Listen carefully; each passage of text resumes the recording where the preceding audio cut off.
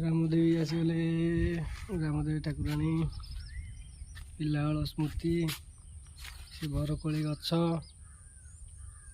ସେ ମାଟି ଘର, ସେ ଚାଳ ପଡ଼ିଥିବ।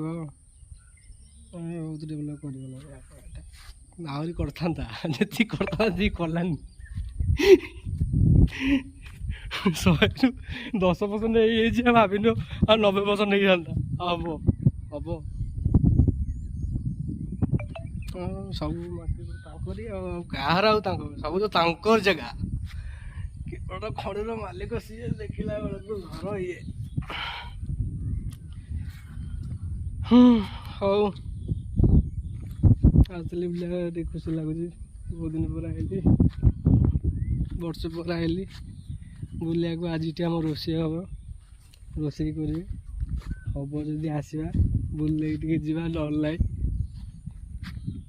ମୁଁ ଠିକ୍ ଥିବ ଯଦି ଠିକ୍ କଥା, ନହେଲେ ନାହିଁ ଯାହା ହବ ଦେଖାଯିବ।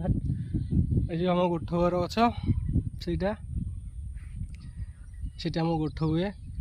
ହୋଲିକି ଗାଈମାନେ ସବୁ ଏକାଠି ଆସନ୍ତି। ହୋଲି ତ ଆସିଲା ଆଉ ଏବେ ଆଉ ଆଜି ତ 1 ତାରିଖ କାଣା ପୁଣି ଆଉ ଅଧିକା